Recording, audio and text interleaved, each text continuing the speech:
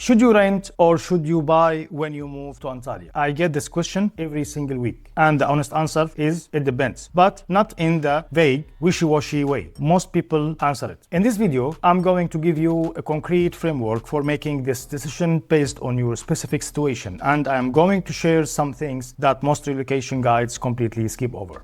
If you are working through this decision right now and you want a real conversation about your specific situation, your budget, your timeline, your goals, please reach out to me using the information in the description. I help foreigners navigate this decision every week. It costs nothing to have a conversation and it could save you a very costly mistake. Now, first let's talking about working with the right agent. Let me start with something I tell almost every foreigner who comes to me before they have visited Antalya. Antalya is not a single place. It's a collection of very different neighborhoods and micro markets. What looks great on Google Maps can feel very different when you are living there. Antalya, the beach clubs, the old town, and the resort areas is very different from the residential Antalya where locals and long-term expats actually live. Working with the right agent lets you discover which neighborhood suits your lifestyle before you commit $100, $200, or $400,000 to buy a property. I have had clients who were certain they wanted to live in Lara. They rented there for 3 months and realized later that they preferred the quieter, more residential atmosphere of Konyaaltı. So how is the rental market in Antalya for foreigners looks like? Antalya rental market has changed significantly in the past 2 to 3 years. Prices have risen considerably, driven by both Turkish inflation and increased demand for foreign and local renters. For foreigners renting in Antalya, the practical realities are these. Most landlords will want payment in US dollars or euros, or they will price in lira at the rate that reflects dollar equivalence. This protects you from currency fluctuations. Standard lease terms are typically 1 year with an option to renew. Short-term furnished rentals are also widely available but command a significant price premium. Budget range as a general guide. For a well-located one-bedroom furnished apartment, expect to pay roughly $400 to $600 US dollars per month. For a 2-bedroom in a good area, $600 to $900. Luxury apartments and villas will obviously be significantly higher. One important legal note. As a foreigner, make sure your rental contract is registered with the Turkish tax authority. The notarized contract is important for your residence permit application.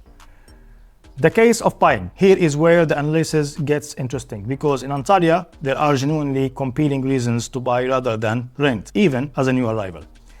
First, math. In many parts of Antalya, the gross rental yield on a purchased property is 5 to 8% per year in US dollar terms. That means the cost of owning is often comparable to or even cheaper than renting once you factor in the capital appreciation.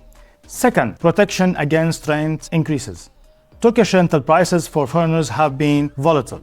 Owning locks you into your cost of accommodation.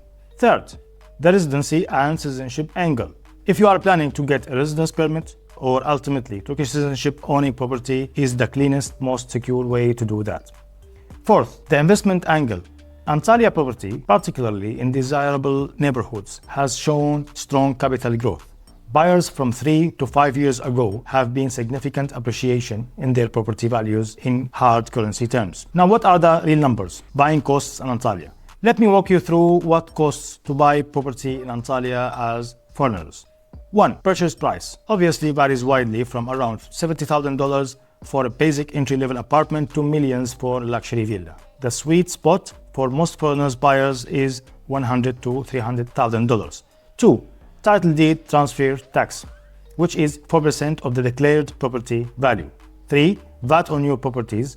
New for sale residential properties under a certain size are subject to 1% VAT. Larger or luxury properties attract higher VAT rates. 4. Notary and registration fees. Approximately $500 to $1,500 US dollars depending on the transaction. 5.